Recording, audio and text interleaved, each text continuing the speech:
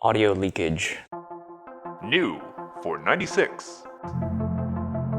With your hosts, Kevin McCauley and Chris Nguyen.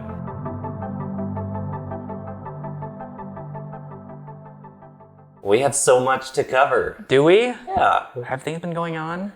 We've been not recording. We haven't recorded bit. in a little bit. Yeah. A couple of weeks. I think we're going to be soon back Yes. on regular scheduled programming. Oh my God. I know. Yeah. And in fact, I don't know if you can tell, listeners, but we're actually recording in person. Perhaps a little bit preemptively because while we have both been vaccinated the first time, we have not been vaccinated the second time yet. That's correct. Yes. So we're really rolling the dice here, even though we actually see each other quite often. Pretty often. Yeah. So, yeah.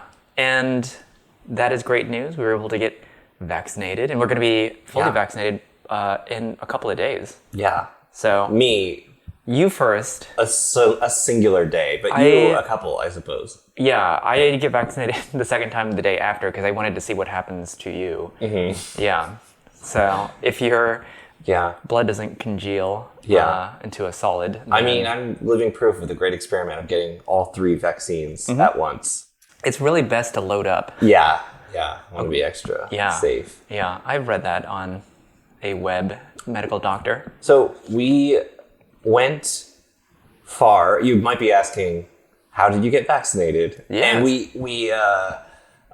this is not what the whole show is about, but this does tie into the cars. We went to a town called Gatesville, and it was basically, they had a surplus. The Texas cannot transfer them between counties, and they just were vaccinating anyone that made an appointment that came, and we came, and it was a 3.5 hour drive for us. It was very, very far. Very far, and you volunteered to drive. We took your LX 470. Yeah. And then we made the day of it. I think we left here at like 11 and We got did. back I at figured that 8:30 p.m. one of these days, the car that I buy for actually traversing between cities, we actually use it for that once because like the wagon, I never did that. The GTI, I never did that. They came in a couple of times. Yeah, we went to Austin in it once. You probably took it 1 or 2 more times. Yeah. So, but this one is supposed to be the long haul vehicle. In fact, in the last year, I put on 1,500 miles, I think. And so this significantly added percentage-wise to, that was like 700 miles round trip. Wow. I think, yeah. So that was pretty far for us. But it couldn't have been 700. I think I'm making that. Oh, I'm sorry. Like 400. I'm like confounding these numbers. It took us. 400 or 500. We were in the car for 7 hours. Yes. But it was I like. felt every minute. Yes. It was more like 300 or 400 miles, maybe. Yeah. I could see 400. I think so. It's hard to. We'll never be able to confirm this because we have no means by which the first 100 to was just getting calculate out of the distances loop to my digitally. house. Yeah. So The car performed. It's a comfortable cruiser. For the land, you drove it. I stayed awake despite. I did not. Yes. It was one of those like, okay, well, you drive now and I'll stay awake and talk to you so that you stay awake. And then I immediately got in the passenger seat and fell asleep. It was a long day. It was very, I don't know. It was amazing getting the shot. It was really amazing because we pulled into this, we see this tent and we pulled up and we did not, like when we registered, we didn't know if we were actually going to get the shot. Like, this seems too good to be true. This seems sketch. This is not going to happen. And we were like, well, we're going to go. And we figured it was like 50-50 it would work out. And we get there, we see this tent, they give us the paperwork and we filled out all the stuff we had already filled out online. Yeah. We're like, okay, whatever. I'm not going to complain. And then she collects the paperwork and then it was like, she just like had like a fanny pack, just pulls out a shot and you're like, it was like, oh, this is happening right now. Yeah, I think I was looking at you and I turned around and she had the needle ready just through the window. Yeah. But yeah, no, that worked out really well. And I didn't tell you this, but like, because we were going to like a small town in the middle of Texas, I actually did bring additional documentation for myself just in case. They were like, I don't know about this ID.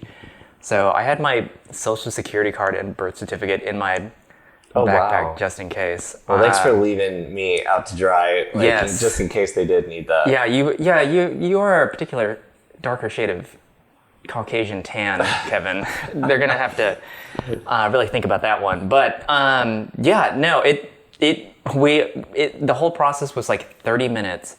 And that includes the 15 minutes of waiting after. Yeah, so we drove there 3.5 hours. It was 30 minutes in and out, and then 3.5 hours straight back. Yeah. It gave us basically a month's lead time because they're about to open up. Yeah. But so anyways, this is not new for COVID-19. This is new for... This is new for 96. 96. Hello, welcome to our podcast. And according to J.B. Powell and Associates, we are ranked least satisfying content on their list. This is JD's brother, by the way. JB. The plaque is so nice. Yeah. You shined it up with the polish. Yeah. Well, it was great. handwritten in marker, but yes. It was very nice handwriting. Well, I was going to say, we only had one side effect from the vaccine. Yeah. And it was that you came back and decided to sell... You decided you no longer want this Land Cruiser. Yes, that is true. This was the car that I'd bought. Finally, I'm going to keep a car for years on end. Unlimited mileage. This is the million-mile car. I've had 1,500 miles in the last year, and I've decided to sell it. That is, I'm not good at math, but I think that's like not even 1% of the car's mileage. No, it is not. You've added like not even 0.5%. You've added like maybe 0.5%. Yeah. What is math? Because it has 230,000 miles on it. So you put 1,500 miles, that's maybe like... Yeah. Like 0.7%. Something like that. Yeah. Someone write in and tell us what percentage that actually is. Ooh, because that would we be can't good. calculate it here despite having calculators on the table. Yes. But so here's the thing about the LX. I do like it, and when I bought it for the idea of what it was. Like, it was this iconic, all-terrain vehicle, essentially. Like, it's steeped in heritage. It is very durable, classically so, and it's a continuation of your Celsior lifestyle. Yeah, with the naturally aspirated V8 lifestyle, where the V8 is not for acceleration, but just for hauling around heft. So, no, but the LX is good. It's just like too much car for me. Like, I just bounce around the city most days, during normal times, and on that trip, it got 12 miles per gallon highway, and it just... I knew all of this going in, that it was not, a Prius by any means, but it really does seem wasteful for me, at least. Like, I'm not using the car for what it's intended for, and not that that is an issue. I mean, you can own something, and you can own the idea of something, and that'd be fine, but if I'm gonna burn through gas, I'd rather be in a car that, moves quickly, or something that I actually enjoy. So anyways, I think I'm narrowing down, finally, daily driving experiences and what I'm actually looking for, because in the last 3 years, I've gone through, this is my 4th daily, and I'm gonna cross this one off the list. So, full-size SUV, I always thought that'd be kind of cool, at least from an iconic spec. And I'm gonna whittle that down because I don't want to turn around and see like 20 feet of empty car behind me. So I'd like to maybe take that up a little bit and see maybe 4 feet of empty car behind me, which leads me to maybe my next choice, which is a... Are you waiting for me to say it? 2021 Land Rover Defender 90. So when you mentioned this to me, Yes. And I've been critical of the Defender, just because I just think it's kind of like the next LR4. I mean, it's not... I agree with you. It's not... I mean, it's good that it's not overly retro. It's just, Yeah. It doesn't seem like very Defender-y, like it has much in common with that. But when you showed me like, first of all, when you showed me like the build that you would do, which is the 2-door, which is infinitely cooler. And the fact that like no one's going to buy this, no one else is going to buy the 2-door. Yeah. And so you'd be bringing this into the world. Yeah. Is cool. And there is a true luxury to having an SUV that doesn't need to haul children in. Yes. And that is very cool. Extremely and, inconvenient. Like, that's what makes it, so much cooler than a 4-door giant SUV or a 4-door pickup or anything. The thing is that like the 110, the 4-door is longer than the Land Cruiser is, which is pretty astonishing. So it is a big vehicle. And so it's funny you said that, that it just seems kind of like the next iteration of Discovery or of LR3, LR4, because it is kind of that. And I didn't, it never appealed to me. I thought it was cool. And our friend Tom has one, and I drove it, and it was really nice. But it didn't appeal to me, I think, because it was just so much car still. And so, I mean, I knew that the 90 was coming out, but it wasn't until, like, I just started playing around with the configurator, and I want, like, a really base spec, of course, with the Steelies. And I spec'd one out, and I have not bought a brand new car in an extremely long time, and I have bought one brand new car, and it's never made sense to me, because you can just buy one that's a few years old and you don't have to, I mean, depreciation is kind of taken care of for you. But I don't know. I don't know if it's like an age thing or like my life is just like really stressful and busy at the moment, at least as far as like work goes, where I just kind of want a car I can get into. Yeah. It's not a project. There aren't like future things I need to plan to do to this thing. Right. I just want to get in. You don't have go. to. Well, you'll still probably end up buying like struts to have stupid spares on hand. Yes. But you don't have to do that. Yes, he says that because in the past I have collected struts for many cars. But this thing, okay, I do say that those concepts aren't necessarily things that go together, brand new Land Rover and no trouble. Right. But at least it'll be on someone else's dime when the car breaks, at least in the first 4 years, I think, is the warranty. Yeah. So there's that.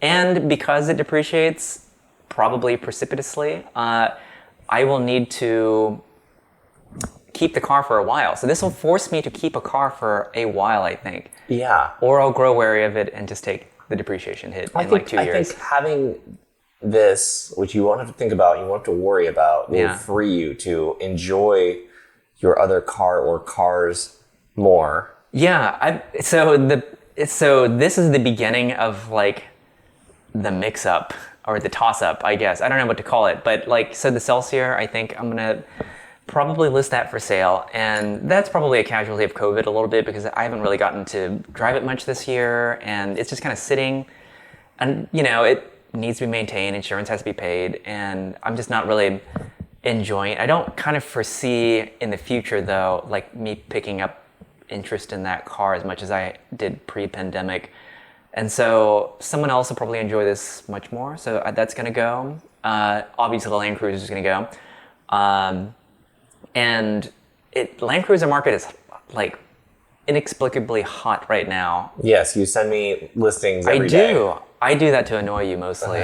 He just cannot stand it. But every time there's like a Bring a Trailer listing or a Cars and Bid listing, like these things are going for what I think is probably too much and more than I paid for it originally. And so I say it's too much and you say no, it's good. Well, did you see that one identical spec to mine? Of course, this one had like 36,000 miles, but it sold for $62,000, which is insane. Wasn't there one that was identical spec to yours that had fewer miles that went for not much?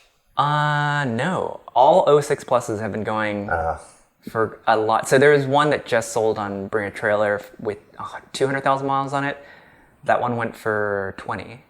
So this is probably just the right time because I don't have any interest in the car anymore, and someone else clearly wants one. So it's just the right time. But back to the 90. So our friend Daniel Sloan was the person who kind of started this conversation. Former guest. Recorded 3 episodes, was on 2. Yes. Yep. That's funny how that works out with our guests sometimes. Yeah. But he's been wanting one for a daily driver, and he wants a 110. And I think when he first mentioned it, I thought it was a fine idea. I thought he should have bought a Land Cruiser instead. Or I thought it was a dumb idea. Yeah, for him to get one? Yeah. Well, but I was very pro Land Cruiser at the time because, again, like, why buy it? He already has an LR3 that has had some work needed. And so why continue down that path? But His hazard button switch is worn out. You almost can't even see the triangle on I it. know that button now singularly lights up the interior at night because all the paint's worn off. But slowly but surely, his idea of this thing invaded my brain. Slowly, if you will. So the D90 is pretty cool. We test drove one at Land Rover Central Houston. They got one. I want to get the Steely, so that's the 4-cylinder. I've not test driven the 4-cylinder. The one they had on hand was the inline 6, and it was actually decently quick. Yeah. For what it is, and I love the interior. Like, it's just like, it's very durable. So when I first got into, before I got into our friend Tom's car, which was the first one I had sat in, I thought it was going to be kind of cartoony, like an FJ Cruiser, you know? Like, everything's kind of like bulky on purpose. There's a design theme that is extremely apparent, and they're just doing it all over the place. And so I thought it was going to be kind of cartoony. But instead, it's just like really purposeful and utilitarian in a good way, in a high quality way. Yeah, it uses good materials for the most part. It's not overdone, and it looks and feels like a utility vehicle, but not in a sparse way. Right. Anyways, but so kind of rounding up this whole theme of like the perfect daily driver. So a small part of me still wants to get like a manual, softer sports car, like a 981 or a 997 or something. And that's still a slight possibility, but I think like the D90 camp is winning it over with me. And I just discovered that like the wagon I never used it as a wagon. So it was just like an extremely normal 3 Series. Otherwise, as far as the driving experience goes, Land Cruiser is too big. Been worse than your previous 3 Series. Yeah.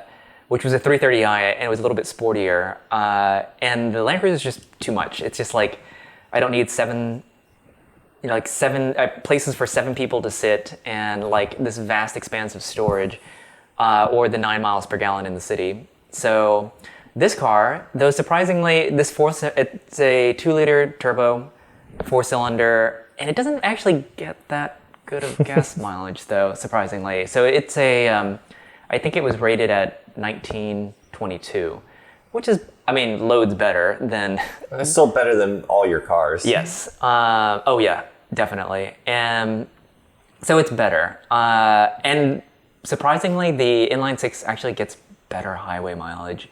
I think because it's a mild hybrid, but you'll never use the highway mileage. I'll never use the highway mileage anyways. So this just makes a little bit more sense. It's a short wheelbase, and I've been kind of like, many conversations ago we were talking, like, I was obsessed with getting a short wheelbase G-Wagon, which probably would have been a terrible idea as a daily driver. Yeah. And like the old Defender is a little too utilitarian. Yeah. Like work or like tractor truck, really. It would be another farm equipment. Yeah, it would be another like vintage car to maintain. I know. And not be like, I can't. There'd be days where you're like, I don't want to get into that thing.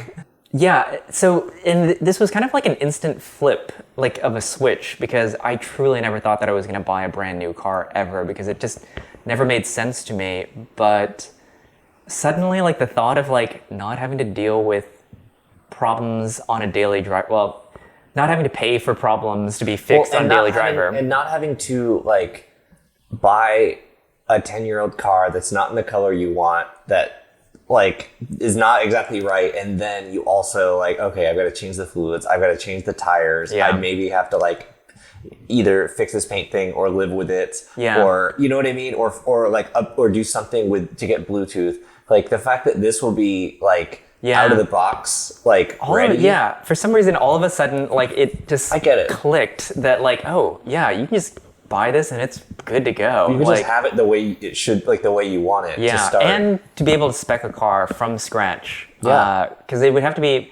There's just so many ways. Like all of the dealer inventory right now for D90s are really weird. Like they spec them in with weird options, and so I'd have to order one.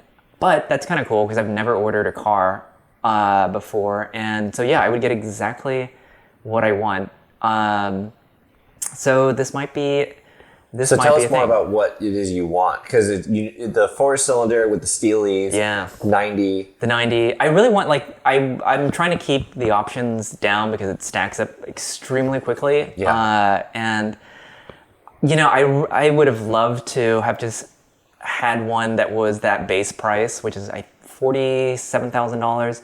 Which is kind of it's not a bad price. That's, you know. I mean, it seems like a lot of money, but it's like in 2021, that's like. Yeah, a Camry is like 40 grand. Yeah, exactly. That's like a medium equipped Avalon. Yeah, so you have to add some options because the problem is that you are spending $47,000 on a car and it should have some things like heated seats, which are an option. And so you have to add some things to kind of justify that it is a little bit of a pricier car. And so I added one not too much further from that. They have one no-cost paint option, which is Fuji white, but I want the Pangea green. Yeah.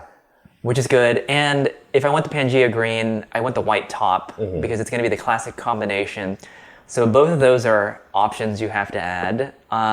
And like I said, heated seats are like the thing that I want in car. I have to have in cars now, and so you have to add. You can add those separately, but then I've never had a heated steering wheel, and I want one so badly. Oh my god! I would even use it during the summer. Oh my god! There's nothing better than like cranking the AC while your hands and bottom are warmed. Yes. And so you have to add the cold climate pack to that. That's not too bad actually, and it already has like all of the off-road capability built in, but you can obviously upgrade to like the auto-terrain stuff, etc. And I don't need that. I'll never take it off-road. I'm gonna be really realistic about this build. Like it's for the city. So that's basically it. It'll just be like some of the aesthetic stuff on the outside, mud flaps, of course. Will you do the camera mirror? Oh, the camera mirror. Yeah, that's kind of cool. I feel like it's a thing that's going to break like within 3 months, and Land Rover would just replace it like 10 times until the warranty runs out. But it's the video rearview mirror. So, and it is actually, it works really well. Like when you flip it between regular mirror, reflective mirror, and the video mirror, it like fades between the two. Oh. And so, and premiere effect. Yeah. Because the spare tire blocks most of the view. Yeah, the headrest and the spare tires basically reduce the rear window visibility to like a sliver. So yeah. This kind of makes sense. It's a little disorienting, but I feel like you would get used to it. Yeah. I don't know. But I was with you on the test drive. We went to one of your favorite bars. Naturally, to see if it fit through the parking lot. We did not actually stop at the bar. We didn't stop at the bar, but we did drive through the parking lot. We passed through. I had to test it on familiar terrain.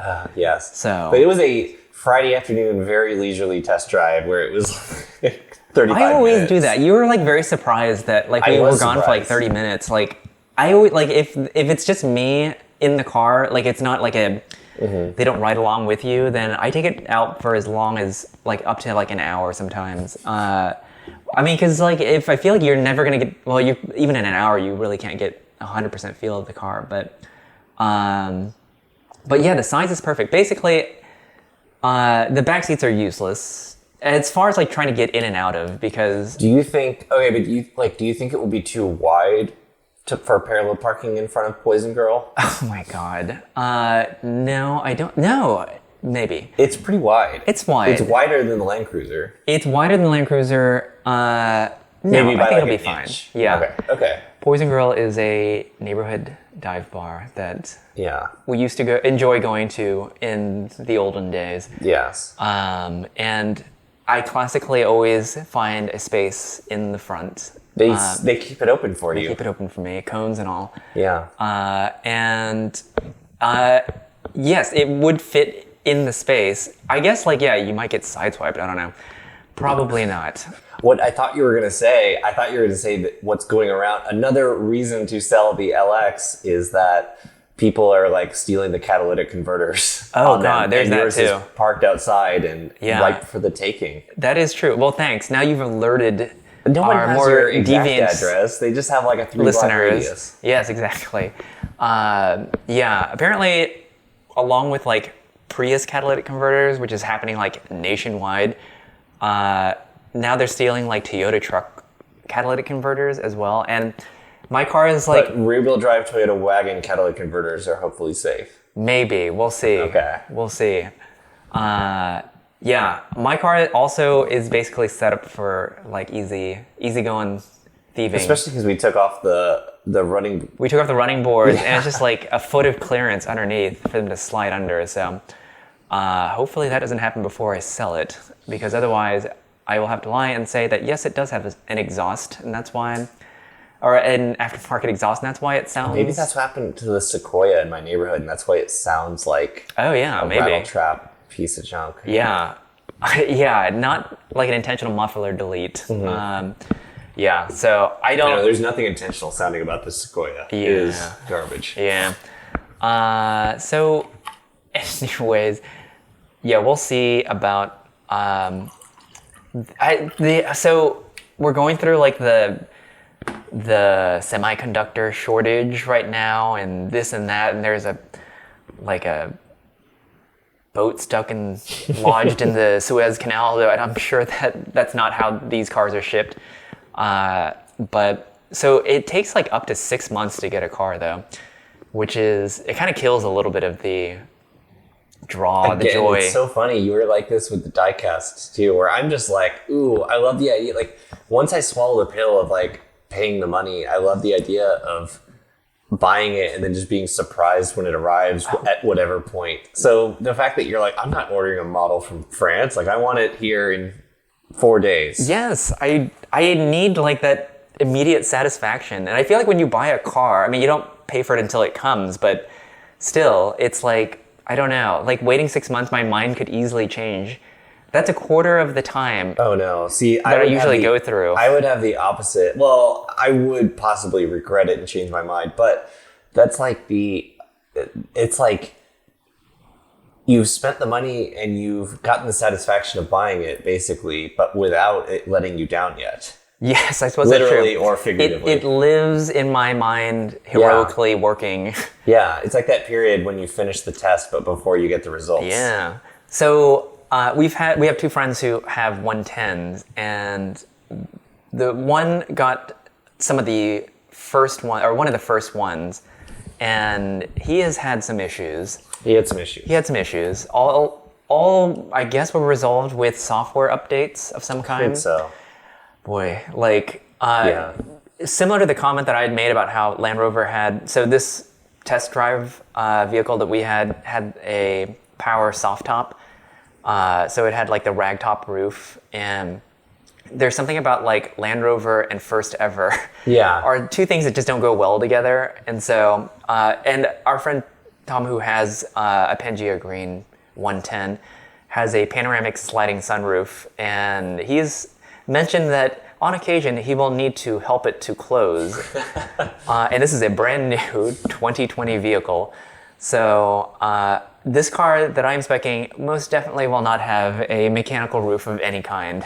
So I'm sure everything will be mostly fine. Although the Fastlane YouTube channel, if you're not familiar yet with the social media buzz that was happening like a few months ago, they ordered a 110 for like a year-round test, and the car within 300 miles had to go back to the dealer because of a check engine light, and it turns out they learned like a week later that the engine was no longer good and they had to replace it. And so they just opted to get a new, just another one that was in inventory. And to match options, they had the dealer install a factory winch. So the dealer had to order the winch. First one came, the winch was broken.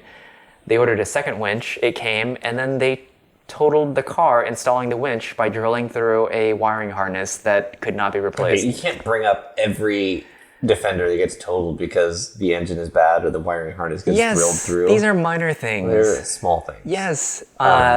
So it's fine. And I won't get disheartened by things like, I believe Tom's wife has a Range Rover, and when they bought it, it had apparently a load-bearing rear seat entertainment system that when that went out, the front screens also went out. So that was an experimental time for Land Rover. Things are different now. Things are different now, a year or two later. So yeah, that's fine. No, I'm excited about this. Like sometimes I get a little bit like, I mean, I've had unreliable cars. I have an unreliable car now, and I'm fine, I think. I've settled with the idea. It'll be fine. It has a 4-year warranty. Yeah. And if it's really that troublesome, fine. I'll just be done with it when the warranty is done. Like you said, you might be able to sample Jaguar XEs. I was about to say, I will be very well versed in Jaguar XE loaner cars. So if you have any questions, line them up because I'll... You'll probably be reviewing that as many times as you did the S90. Yeah. On here. Oh, God, yeah. Well, that's exciting. I am excited, and like I said, I am supportive. Like, once you spec'd it, I thought it looked very cool, and it's like, yes, you should bring this into the world, because no one else is going to do this. I'm excited. The only thing I'm debating about on that car in particular right now is whether or not to add 1 or 2 of the off-roady things to it, just in case I do want to sell it. I feel like that's something people... probably want. I feel like it wouldn't. I feel like it would be helpful, but I don't know. Yeah. For someone wanting a 90, I don't know if it's a deal breaker. And also, if there's 4 off-roady options, I don't know what are like the 2 you pick that are the most important. I don't either, because you can basically add like $6,000 or $7,000 worth of off-roady things to it. So, and I'm opting for coil spring suspension instead of the air, which hopefully, like, I'm trying to keep like anything that runs on electricity powered by anything that needs power. I am trying to keep to a minimum as far as options in the car go, because I feel like they haven't quite figured that out yet at Jaguar Land Rover. We call it Britain. Yes, if you will. So I know it's a trope, but I mean a quick Google. So yes. Yeah. So that's that. That's that. Yeah. Well, I have a note here. I wanted to talk about my YouTube. Yes. I wrote YouRube. Yeah. That's what you referred to me as. I do. You speak to me like how Mr. Burns talks about Homer. I don't know what you're talking about. You don't know my name, and you say, Listen, Corey.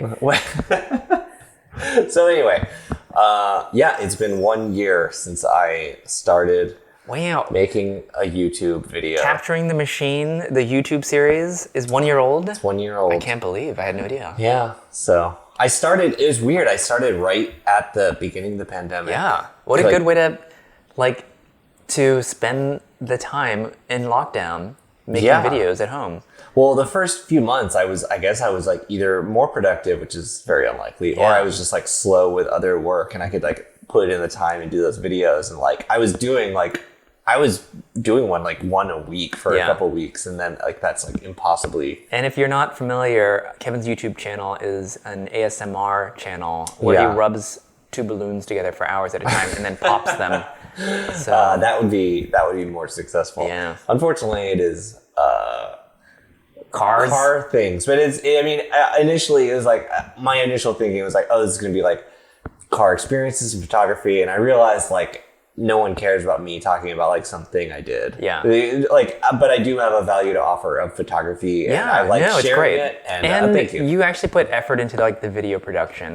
Well, I know that I'm not good on camera, and like I know I'm not a good presenter, and it's really hard. Like it's really hard to be concise and speak and know what you're talking about and have it seem natural and all that. And I can't do that. So, but I can get the words out and deliver it. And then I like put as much time as possible into editing and having supplemental footage and having graphics and having titles and having things. And I love all that stuff. Like I love, I mean, it's really, it's weird where when I started doing this and I was like, this is really like a culmination of like all of my skills, except like I said, I have no presentation skills, but, you know, starting my professional career with purely graphic design and then doing photography. And then it's like, this marries those things in a very satisfying way for me, where it's like, yeah, I can do the graphics and make it look good. And and I've figured enough about editing and, so it's been pretty fun. Like, and so I just put out a new video about iPhone photography, which is based on a lesson I did for Lincoln, for Ford Media, or for Lincoln Media. And I've done it for Ford, for media. And it's out there for people to take in, but it's just how I took iPhone photos for years.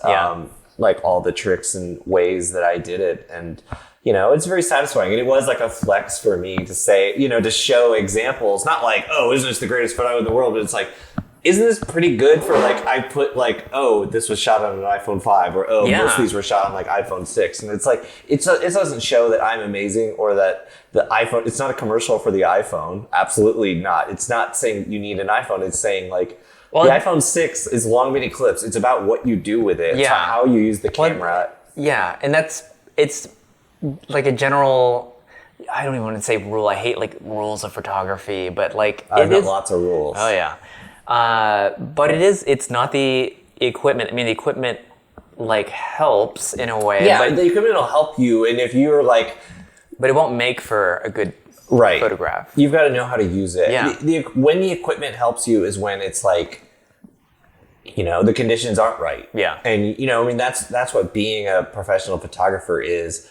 Like, being a good photographer is someone that can get like a really good shot. Yeah. But being a professional is when it's like, okay, well, the conditions are this, like it's 2 p.m. and the light is this and the location is this. And like, what can you do with that? Because that's sometimes you find yourself in that situation, not through your own, you know what I mean? It's like being able to deliver in the circumstance, and that's where the gear will help you, but you need to know how to use it and how to optimize the advantages. And shooting on an iPhone just shows you like, oh, there's so much potential here. You know, you're limited to like basically one lens. Well, I mean, or 3, but but you're forced to. If I count usable ones. Yes, if you boil it down to what it is, I mean, you don't have a lot of options. You're forced to instead compose the photo and like think about like what else, like to improve the photo. It's not like playing around with settings and like switching out lenses. Like that doesn't matter at the end of the day. It's like, how can I look at this differently to create something interesting? Yeah, that like no one else would see. Yeah. So you have 1,000 followers now. You've crossed over. It's hard. It is, you know, I was a little shocked initially that like it's hard to convert an audience from like Instagram to YouTube. And that's not me saying like, oh, I deserve to have more followers or anything. It's just like, I recognize that like it is a commitment to subscribe to something on YouTube versus Instagram follow is maybe a little more passive, a little bit like more like, sure, you know? So it's a whole different thing. It's been fun to learn about and experiment and definitely at least get better with video editing. And it's so much work. It's so much work because it combines many things like audio, visual, and you're also doing like the graphic presentations. And so you are literally using all the mediums that you've been dabbling in. But I mean, what takes so long is just the time and like watching it and editing, like, and me like digging up, like finding clips, finding clips that I've shot, finding footage or finding still images and formatting them and putting them in there. That takes so much time. Like, I think this is why people have unpaid interns. Yeah, I know. You need to find one. I'm just too much of like control person, I guess. Yeah, that intern will be miserable. Yes. Yeah. No, but congratulations on the year mark and the 1,000 thank you. follower crossover. Thank you. Yeah, I've got some more, things I want to do, and it's exciting. I definitely had to slow down the pace from last spring when I started, and I was able to do more. But I'm focused. And also, doing photography tutorials requires more. Yeah.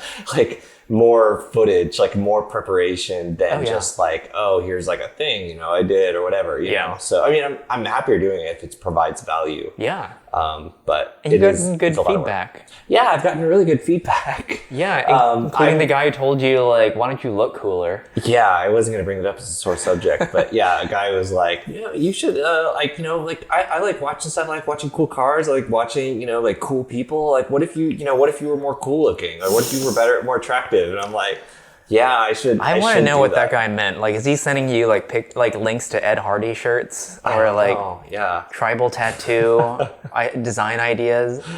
I don't know. That is a question. Yeah, all the feedback I get is like very positive, which is very cool. Yeah. So grateful for Yeah. all of that. Well, people can follow you on YouTube at Doug DeMuro.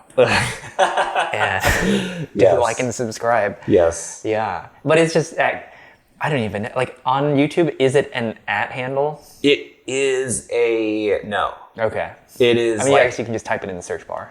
You type in the search bar, but after it's like youtube.com/C for creator /capturing the machine. Okay. But just search for it, or we'll have a link.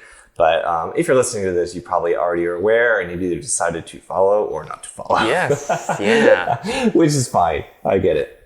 Yeah. Yeah. That's amazing. But check out the latest one. I'm very proud of that one.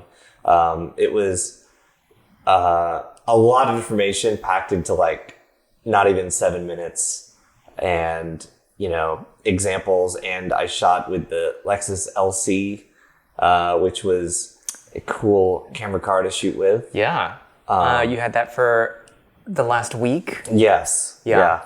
And that's a good car, by the way. It's really good. It's like, man, like, of course, like idiot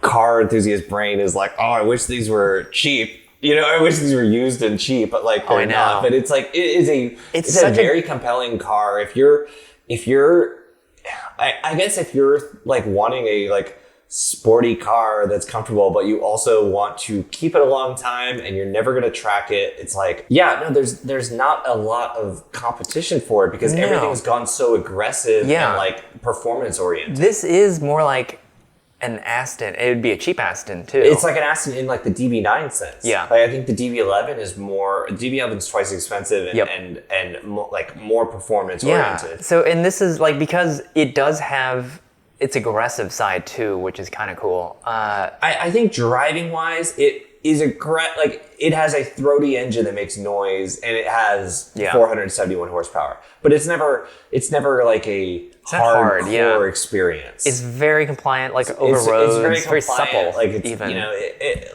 But it has a very exotic, special look to it. So, which is weird that I remember like a bunch of people were invited to. Maybe it was Laguna Seca. I don't remember what it was, but they were invited to a track for the introduction, and that seems like the wrong place. Totally.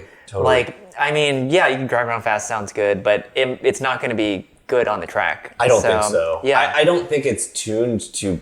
I don't know. I don't think it's tuned to be good on the track, and I wouldn't want it to be. Yeah. So that's I think it's very good around town because it's not tuned to be good on a track. Yeah. Is this like like the SL Mercedes is no longer like, I don't think people hold that in their minds as this classic GT cruiser. No. Anymore. The last generation is so hideous. Yeah, like it's just lost its way, and then the AMG GT is basically taken over as far as like. Well, and that's a good point. Is that like the SL was an elegant option, and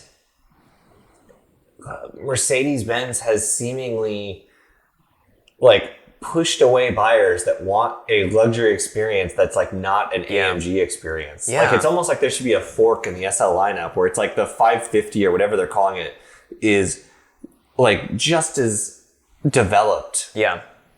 It's not like the poor person option. It's like just as developed, but it's like a purely like a scaled down Maybach experience. Yeah. Yeah. And you don't. See, I don't think you get that. I think it's just like the base. I think they have so many redundant products then that kind of fill that void because the S-Class convertible would be that. Like this elegant, I guess. luxurious coupe. I still feel like Or convertible. I still feel like there's the base, which we look down at you for buying in like the AMG. Yeah. You know, I feel like there's nothing special. Like they want you to feel that there's nothing special about the non-fast version. Yeah. I think that is strange. But so Lexus, so we were talking about how this is kind of like the car, when people kept asking like, oh, well, you know, all that stuff that they put in the LFA, like where did it go? And I feel like this is where it was leading to. This is the trickle down result of like that exercise in a way. It has a carbon fiber roof, not for, to me, it's just like, look at this cool texture, you know, look at this cool, we use fine materials. It uses fine materials everywhere. The interior is amazing. Like the interior is very nice. It is fantastic. It's a very good designed interior. Yeah. And good materials. Extremely high quality. Nice place to be. Yeah. But yeah, the roof is carbon fiber. My perception is not like to have better lap times. It's just like a cool use of materials. It's just like on interior texture. Yeah, and it's extremely heavy, so that roof isn't going to really shave off much percentage wise.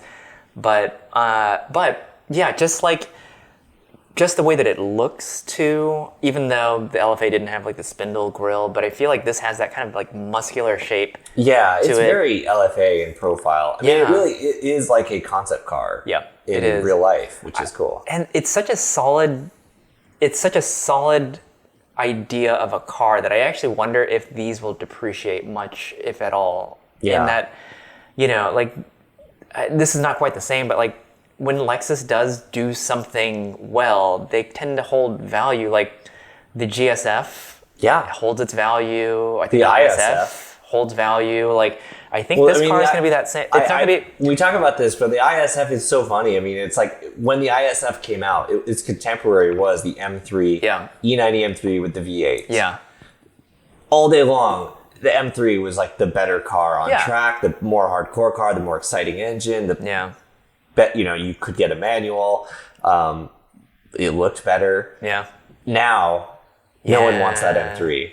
I mean, that M3 is almost worthless. Yeah. And the ISF holds its value because it's like, okay, 10 years later, do you want the one with plastic valve covers or do you want the Lexus? We have to talk about, I think there's still a place for the E90 M3. But I'm not saying it's a bad car, but I'm saying it scares people off, rightly so. Oh, yeah, of course. Yeah, I mean, it has that factors, when you factor into a car, when you're, if you're talking about a $100,000 car, maintenance is not going to scare someone off, but on a $20,000 to $25,000 car, nightmare maintenance. It suffers from like that era of German engineering where there is at least one or two modes, at least, of catastrophic engine failure. Yes. And the E90, unfortunately, suffers from potential catastrophic engine failure. And I don't know if that's why people view these two cars differently, but moreover, we should talk about why I think Lexus is having like this resurgence, or not even a resurgence, they're just now becoming interesting cars. Like,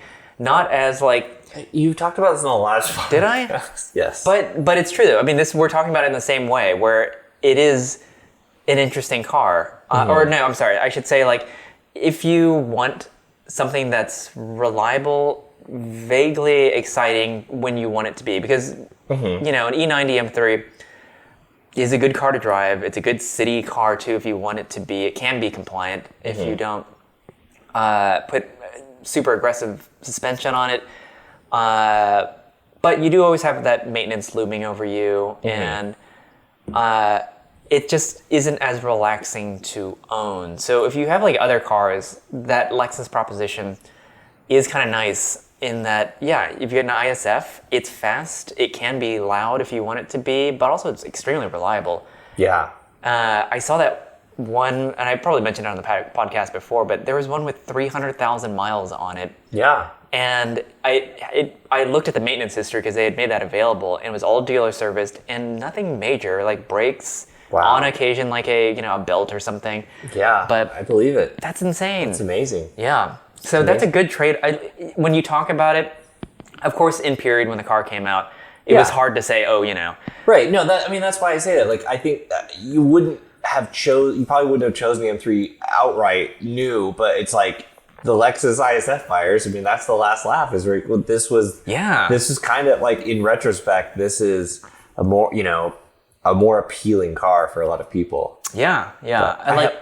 Okay. I have one more question for you. Yes. Switching gears. Yes. With the automatic 7-speed of that ISF. Yes.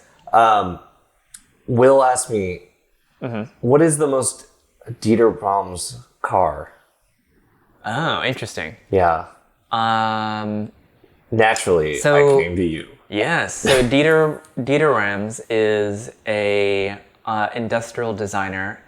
And I said Ram. I said Dodge Ram. Will was not satisfied. Oh my God. I said Dieter Ram's Laramie Longhorn. If you will. Yeah, Dieter Ram's Dodge Ram edition. So Dieter Ram's industrial designer, he's still alive. And he most famously, live in peace. He most famously designed products for Braun. And yes, it's the same Braun that a lot of people would think, like, just generic shavers. But if you look up his stuff, like the products that he designed, they're so simple and so iconic within the design community that Jonathan Ive of Apple actually was inspired by like just these old radios and shavers and whatever that he had designed, that like the original iPod was inspired by Dieter Ram's design, like the calculator. The calculator app, yeah. Yeah, it was designed by Dieter Ram's calculator.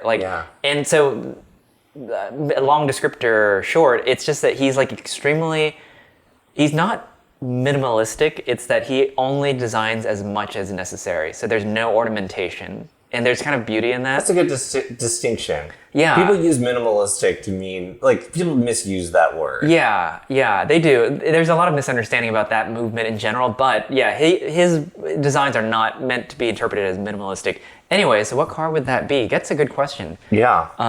Throughout time, like all cars. All cars. Will throw out a suggestion. Yeah. But I'd like to see what you come up with first. Oh my goodness. This is a thinker. I don't know if I'm going to be able to come up with one off the fly. Something that is just like pure of design. What's that? This question was in the notes. Oh, well, I didn't read the notes, so I never do. I'm just giving you a hard time. Yeah. Pure of design. Simplistic without ornamentation. That's a hard one because everything has ornamentation. What is a car that's just so pure and so simple, and it is exactly what it is? I almost... No.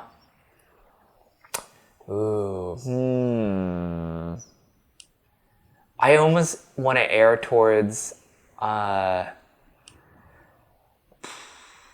Volkswagen of some era. Original Golf. Yeah, the original Golf. Original Golf. But that's very utilitarian. I'm like, it might even be like the Beetle. Maybe the new Beetle even. I don't know. Like, interesting. Where it's such a pure design. I don't know. I mean, what about like an E9, like BMW? Too much ornamentation. Too much emotion, honestly. So what Will suggested was the 914. Okay. When you view I think from an interior perspective, definitely. Sure. Because like the chairs, the seats are so like so futuristic, like sculpture. Yeah, I agree with you. It is a pure car. Like just really out of like. Yeah. They're like out of the.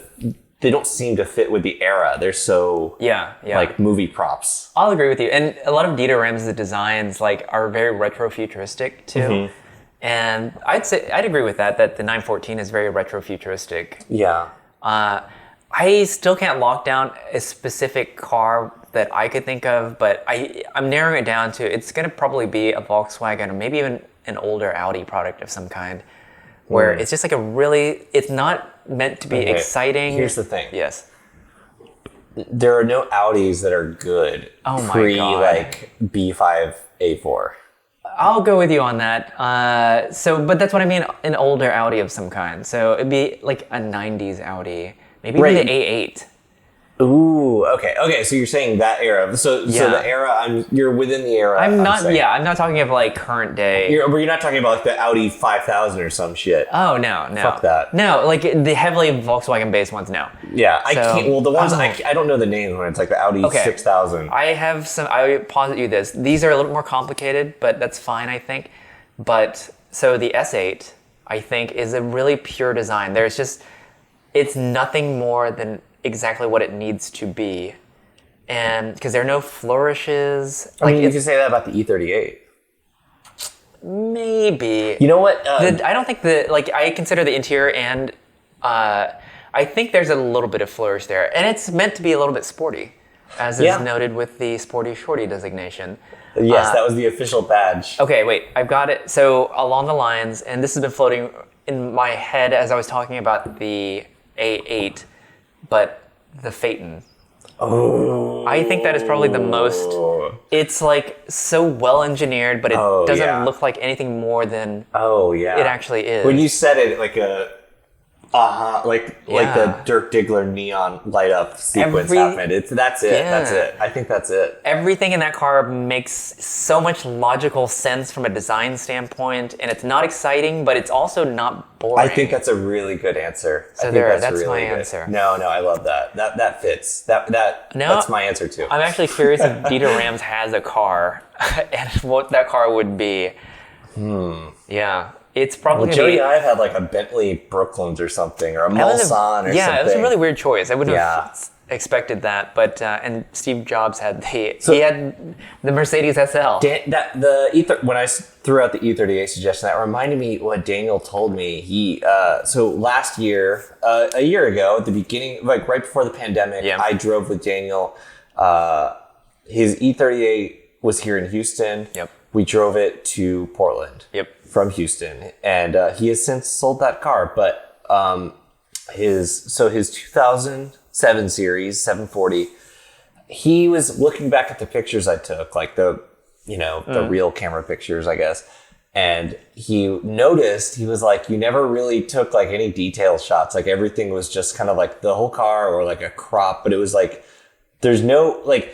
He's like, it's because there's not really any details that are like noteworthy on the car, like maybe just some like like you get like a reflection on the hood, but it's like it's all true. It's all very so simple, and it's not like like I'm gonna get like this exotic taillight because the taillight's so plain. But it's just the stunningness, the beauty is in the proportion and the shape and the form. Well, it is like the perfect shape of and car. There's just nothing, like the proportions are perfect. It is a sedan.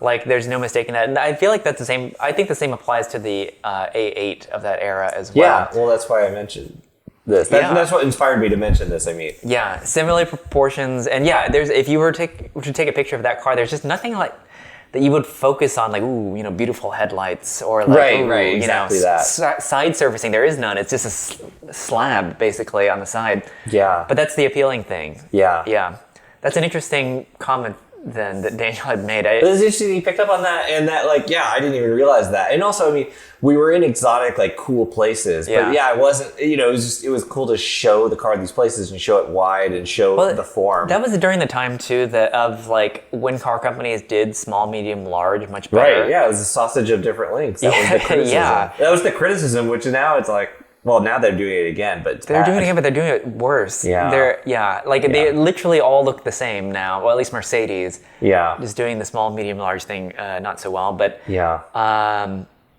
but with that car though, that car was more about the size and the presence of the BMW design language. So it was basically the same design language as the 3 Series of that era. And so if you're used to seeing a 3 Series, a 7 Series must have just been so opulent looking just due to its size. Yeah. But that car is gone. And he's also sold his E46 M3. Yeah. The Cabriolet. Yes. Yeah. So I refuse to call it a vert. It's a very foreign word in my brain. Like, So is LCI. yeah, I don't use that. You don't? I do, but how else do you know? How okay. else can you tell the difference? Okay. Well, I never say this at the end of one of these. This was fun. Oh my God, was it? Yeah. I guess. This is good. Yeah. Well, I guess we are coming to the end of Yes. an episode here. You took the hint. A pod. I think that's a pod is what we call it. So Some do. some do. Anyways, thanks for listening to us banter. There was no specific topic yet, once again, but we do love to Sure babble. there was. Yeah, we're good babbling. There's an abundance of topics. I guess. Yeah. That's good banter. Good banter. Yeah. One might say. That's how I'd like us to be described as opposed to still on, which was the best praise we've received. So Hey, I'm proud of that least satisfying content trophy. yeah. Anyways, do follow us on Instagram at New496. This will all be in the notes. Yeah, same on Twitter. Email us on the Gmail. Yeah, all that. You know it. We know it. You know it. Yep. Anyways, thanks for listening. Bye. Bye.